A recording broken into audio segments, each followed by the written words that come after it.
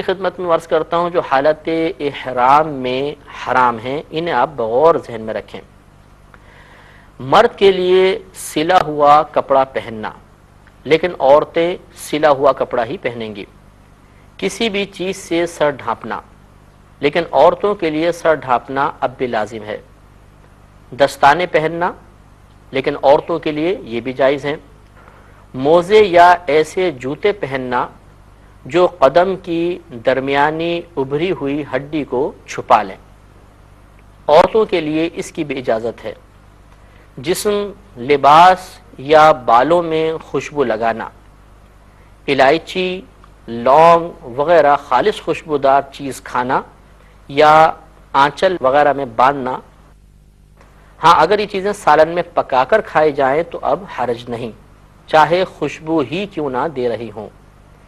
زوجہ یا شوہر کو شہوت کے ساتھ چھونا یا قربت کرنا، اپنا یا کسی دوسرے کا ناخن کاٹنا یا کسی سے کٹوانا، جسم کے کسی بھی حصے کے بال کاٹنا، زیتون یا تل کا تیل بالوں یا جسم پر لگانا، کسی کا سر موڑنا چاہے وہ شخص بھی محرم ہو یا نہ ہو، اور کسی سے دنیاوی لڑائی جھگڑا کرنا۔ خواتین حضرات، یہاں پر یہ بات عرض کی گئی کہ محرم کسی دوسرے کا سر نہیں مونڈ سکتا۔ یہ اس وقت ہوتا ہے کہ جب انسان حالت احرام میں موجود ہے، اس کے درمیان میں۔ اگر آپ حالت احرام سے بالکل باہر نکل رہے ہیں، یعنی مثلا عمرہ پورا کر لیا، اب حلق یا تقصیر کروانی ہے، اس وقت شریعت نے اجازت دی ہے کہ محرم ایک دوسرے کا سر مونڈ سکتے ہیں، ایک دوسرے کے بال کاٹ کر احرام کی پابندیوں سے فارغ ہو سکتے ہیں۔ الحمدللہ حج کے دوسرے پروگرام کے ساتھ آپ کی خدمت میں حاضری کا شرف حاصل ہے۔ پچھلے پروگرام کے اختتام پر ہم نے عرض کیا تھا کہ حالت احرام میں چند چیزوں کا ارتکاب محرم کے لیے حرام ہوتا ہے۔ آج انشاءاللہ ہم یہاں سے آغاز کریں گے کہ حالت احرام میں چند کام مکروہ ہوتے ہیں، خلاف سنت ہوتے ہیں، ان سے بھی اجتناب کرنا چاہیے۔ مثلا جسم کا میل چھڑانا اور بالوں میں کنگھی کرنا، بغیر خوشبو والے صابن سے بال دھونا یا نہانا، جان بوجھ کر خوشبو سونگھنا چاہے خوشبودار پھل یا پتے کی ہی کیوں نہ ہو، جیسے لیموں، نارنگی، پودینہ، یا کسی عطر والے کی دکان پر اس نیت سے بیٹھنا کہ خوشبو آئے۔ ایسی چیز کھانا یا پینا جس میں بغیر پکائی ہوئی خوشبو ڈالی گئی ہو اور وہ خوشبو ابھی ختم بھی نہ ہوئی ہو۔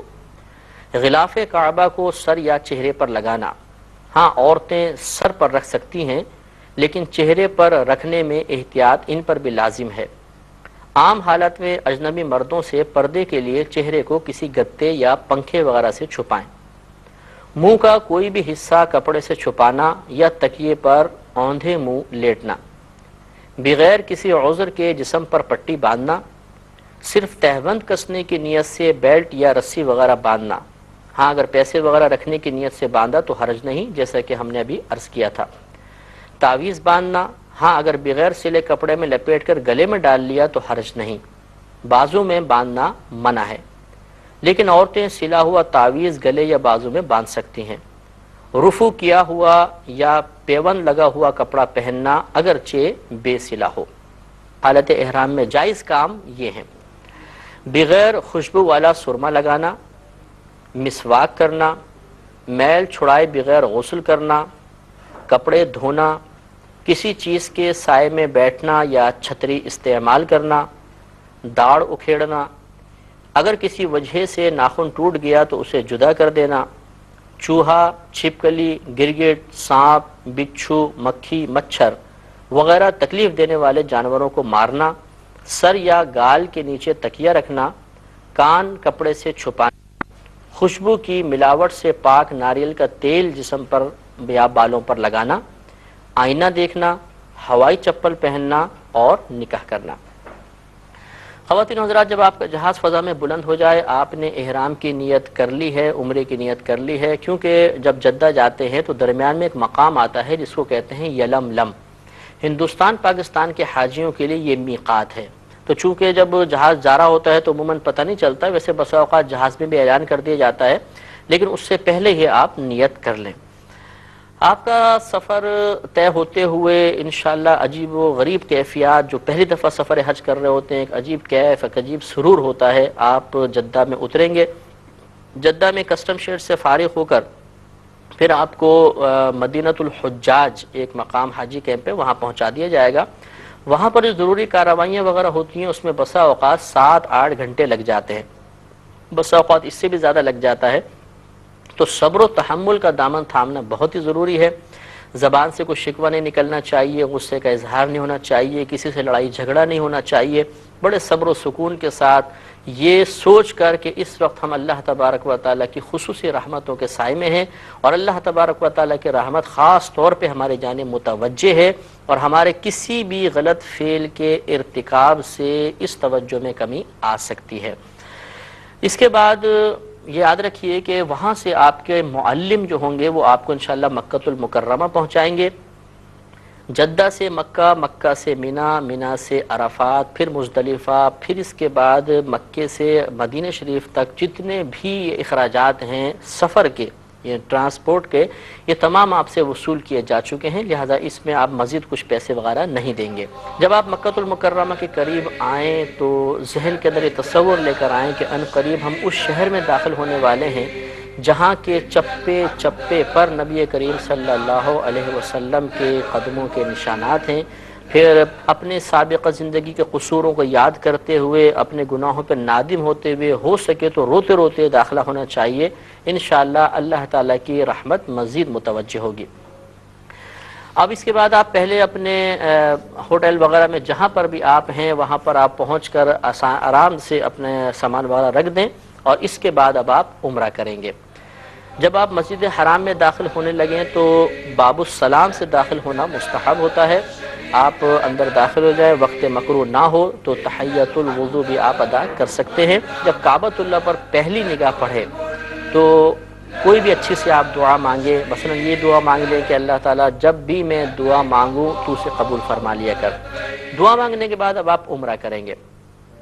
یاد رکھیں کہ عمرہ چند افعال کا نام ہے، مثلا اس میں طواف کرنا ہوگا، آب زمزم پینا ہوگا، سعی کرنی ہوگی، اس کے بعد حلق یا تقصیر ہوگا تو آپ کا عمرہ مکمل ہو جائے گا۔ تو میں بہت مختصر الفاظ میں عمرے کا طریقہ آپ کی خدمت میں عرض کرتا ہوں۔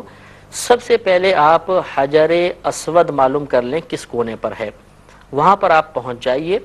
اس کی ایک نشانی یہ ہے کہ جس کونے پر حجر اسود ہے اس کے بالکل اپوزٹ آپ دیکھیں گے دیوار پر ایک سبز رنگ کی ٹیوب لائٹ لگی ہوئی ہے۔ جب آپ طواف کرتے ہوئے وہاں پر پہنچیں گے تو دور سے ہی اس ٹیوب لائٹ کو دیکھ کر آپ حجر اسود کا کونا معین کر سکتے ہیں۔ آپ طواف کی نیت ان الفاظ میں کریں گے: اللہم انی ارید طواف بیتک الحرام فیسرہ لی وتقبلہ منی۔ اے اللہ، میں تیرے محترم گھر کے طواف کا ارادہ کرتا ہوں، پس تو اسے میرے لیے آسان فرما دے اور اسے میری جانب سے قبول فرما لے۔ اب آپ بالکل حجر اسود کی سیدھ میں آ جائیں، اور آنے کے بعد پھر آپ اس طرح ہاتھ اٹھا کر یہ دعا پڑھ لیں: بسم اللہ والحمد للہ واللہ اکبر والصلاة والسلام علی رسول اللہ۔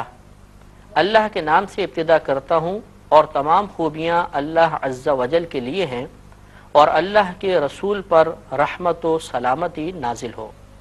اس کے بعد اگر آپ کو موقع ملے تو آپ حجر اسود کو بوسہ دے لیں کہ یہ سنت کریمہ ہے۔ حجر اسود کو بوسہ دینا یا اس طرح دور سے اشارہ کر کے اپنے ہاتھوں کو چوم لینا استلام کہلاتا ہے۔ ہر طواف کے چکر سے پہلے استلام کرنا سنت کریمہ ہے۔ یاد رکھیے کہ جب آپ طواف کرنا شروع ہوں گے تو لبیک موقوف کر دیں گے، یعنی تلبیہ پڑھنا موقوف کر دیں گے، اور مردوں کے لیے پھر حکم یہ ہوتا ہے کہ وہ اتباع کریں گے، یعنی پلو نیچے سے نکال کر الٹے کندھے پر ڈال لیں، سیدھا کندھا کھلا رکھیں۔ اور پہلے 3 چکروں میں مرد کے لیے رمل کرنا سنت کریمہ ہے۔ رمل کرنے کا مطلب یہ ہوتا ہے کہ تھوڑا سا اکڑ کر چلنا اور تھوڑا سا تیزی کے ساتھ، لیکن اس رمل کرنا یہ سنت کریمہ ہوتا ہے۔ اگر وہاں پر رش بہت زیادہ ہے، آپ رمل نہیں کر سکتے تو کوئی بات نہیں، اگر آپ تھوڑا دور ہٹ کے رمل کر سکتے ہیں تو لمبا چکر کر لیں، ورنہ اگر ہر جگہ رش ہے تو اور رمل آپ کا ترک ہو رہا ہے تو کوئی حرج نہیں ہے، اس میں کوئی دم وغیرہ لازم نہیں ہوتا۔ لیکن اگر آپ کو موقع ملے تو پہلے 3 چکروں میں رمل کرنا ہوگا۔ طواف کی مخصوص دعائیں ہوتی ہیں، اگر آپ چاہیں تو یہ دعا پڑھ سکتے